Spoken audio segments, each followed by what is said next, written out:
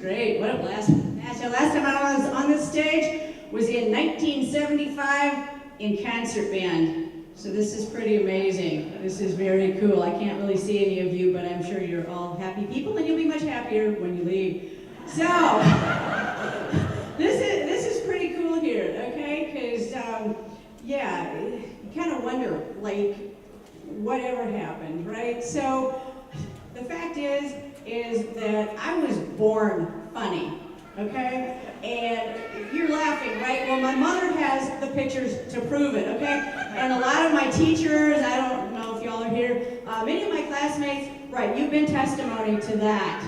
So, you kind of wonder, like, why was it when, like, I was trying to decide what I wanted to be when I grew up, why did I choose comedy? Well, first of all, I haven't really grown up yet, so there's that issue to deal with. But, yeah, that really wasn't a choice on the aptitude test, wasn't it? So, yeah, once upon a time, there was a little girl who loved to make people laugh. And the house lights are on. Oh, what a great looking crowd here. Like, yeah, this is fun. I'm kind of like the guinea pig of the lighting and the sound and everything. But, yeah, so way back in the day, I don't know if we all remember a lot of our classes that we had. And this is a really good time. We got a lot of teachers here and everything. So, yeah, after being enlightened by a lot of really fine literature, actually, namely Mother Goose Tales, I thought I'd go back in time just a little bit for some of you. First, being a girl, growing up in the 1960s was really hard because our role models sent really conflicting messages. Okay, because first, who do we have? We had the pure, naive, fairy tale princess. Yeah, and what a lesson that was, okay? So what am I supposed to do? I'm supposed to sit at home, clean the fireplace, and wait for Prince Charming to show up? Yeah, like that worked. But then it kind of carried on, because after a little bit of time, my reformed ex-disco hussy friends and I don't know if any of y'all are in the house here, shake your booty, but, we would go out to some of the popular clubs, and, sure enough, when it came time for the last dance, I could not follow standard protocol. There was something wrong with me, okay? You see, a guy would come up, and he'd be like, "Hey, princess, can I get your number?" I'd be like, "Well, I don't really think so, but here's one of my shoes, see if you can track me down later." And then, conversely, who do we have? Buxom fashion model Barbie, who I think was responsible for the episode of Hoarders, the shoe edition. Oh, and a little factoid going on here, okay? Barbie and I are the same age. What happened here, okay? But yeah, trust me, she was the one who put the plastic in plastic surgery. So, yeah, as long as we're here, let's take a few laughs down memory lane, okay? Wow, and I always think about, going back to Mother Goose and everything. I mean, how scary was that? Can you imagine, like, being stalked by a sheep? Okay, like, followed her to school one day. So I was like, get a life, little sheep, shoot, go away. But as long as we're all here, and we're here in school, let's go ahead and maybe relive some of those memories, because we were all there back in the day. Let's see, I can remember some of my classes. Okay, first, bonjour. Do we have any foreign language teachers here? Anybody out there? I can't see if you're raising your hand anyways. But, yeah, it's weird because the only thing that I could remember from my junior high French class was this little story that we read called Le Petit Chien. Okay, great. And really, like, everything except that catchy title has kind of evaporated from my brain.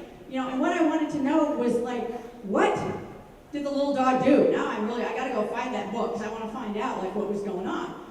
Did he, maybe was he like mad at old Mother Hubbard because like she went to the cupboard and it's like, oops, sorry doggy, that loser. So then, I don't know much about history. Do we have any history teachers, social studies here? Oh yeah, I see some hands, great, okay. Well, maybe it's just the curriculum, but like, I really never understood why year after year, we just kept getting the same dates and names, just drilled into our heads over and over and over again. They could have maybe brought up something a little more interesting, like how the state slogan was formed, okay? And that's really, really important here, because you got Minnesota, the land of 10,000 lakes. Well, excuse me, but people, you need to check your facts again because I Googled it and there's actually like 11,482. So I guess probably they needed to round down so they could have the catchy license plate slogan. Well, I admit that really my least favorite class was science. Okay, now I need a show of hands, and again, even though I can't see y'all in the back, wave vigorously. Who here? Oh, thank you very much. This will help me with my further studies here. How many of you actually memorize the periodic table of elements? Do we have anyone here in the house who has done the same? Oh, I see some hands over there. Yeah, good for you. Well, seriously, unless you're going to major in chemistry and blow junk up in laboratories, what is the point? Okay? And after all, somebody had gone to the trouble of making that like spiffy wall size chart for you. Now, what was way worse was biology, okay? And I don't know if all of the other teachers were like that creepy and everything, but my senior biology class, I'm sorry people, but the decor was straight off the set of Young Frankenstein. Okay? Whose random part is that there? Abby somebody. Yeah, it was kind of Abby Normal sitting in class just staring at that collection of jars, wondering like, ew, what was that? And seriously, unless you're going to major in medicine, I guess I didn't see the point of cutting up little innocent frogs here, okay? And the cool thing is years later, okay, for therapy purposes, thank you very much, I volunteered in my son's classroom for this still mandatory project. Oh, but I'm sure of you, like a lot of you have kids, and the times have changed, like thank goodness. First, the frogs, they come in like these seal-a-meal bags. It's like really cool, all right? But like, seriously, what? I ask, what is a dissection without the smell of formaldehyde? Yeah. No? But wait, there's more, okay? Because in this little classroom, the kids are looking at all the internal organs on a PowerPoint presentation. Little cheaters, and there I am sitting there at this table. This kid goes, look, Mrs. Ryan, there's the spleen. And I'm like, well, bravo, Jimmy. I guess you got your sights set on medical school. But, it's funny how it all comes full circle, because I have 2 grown children now.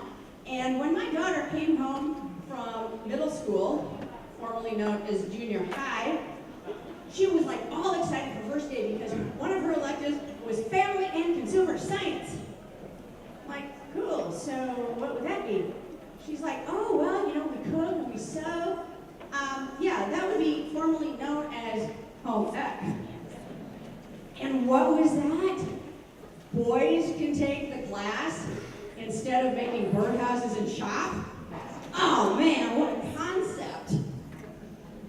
Now, considering that we sort of like mocked our home ec teacher back in junior high, because she really did look like the evil twin sister of Betty Crocker.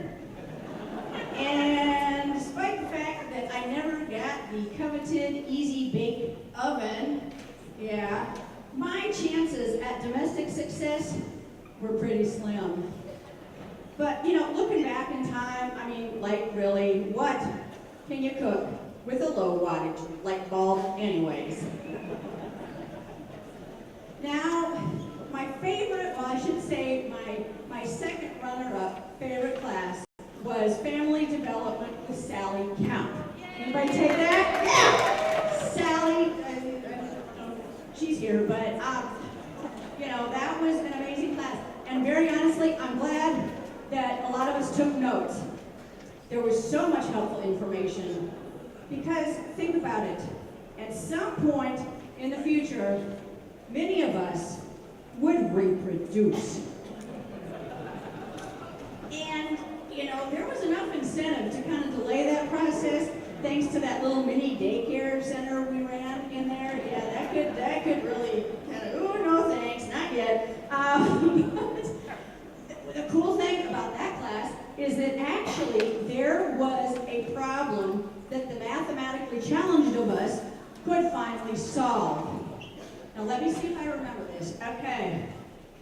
The velocity of a peanut butter and jelly sandwich when thrown by a 4-year-old is directly proportionate to the tangent of the teacher who is trying to save it from hitting the floor so as to avoid the 5-second rule. Yeah. Then, you know, it's pretty funny. I think, you know, whoever planned all this stuff out was pretty smart because they didn't let us take real kids home for homework, thank goodness. But instead, we brought home an egg. It was supposed to represent a baby. And that was really cool because, see, some of us took this really seriously. Okay, we made little cradles for it, we read Mother Goose stories, but some of us had another idea. Case in point, my friend who opted for a plan B to asking Grandma to babysit. Yeah, so the next morning, she's sitting at the table eating breakfast. She looks over at her brother's plate and says, "No, you scrambled your nephew!" Well, my all-time favorite class, in case you're wondering why I have this monkey hat up here, this is probably how most of you will remember me. Oh, this is, I have plumage. My favorite class was marching band. Because unlike PE, it was something I could do very well. Yeah, marching band, PE, yeah, 1, 2, whatever. And I totally forgot when I was a senior, I was rank leader. That escaped me too. But, you know, unlike PE class, it was something I could do well. I had fun doing it. And years down the road, the reason I'm here right now is because I've gotten tons of mileage and a few bucks out of it. Now, I admit, I kind of wanted to be a parkette, or, you know, I secretly wished I had little perky pom-poms.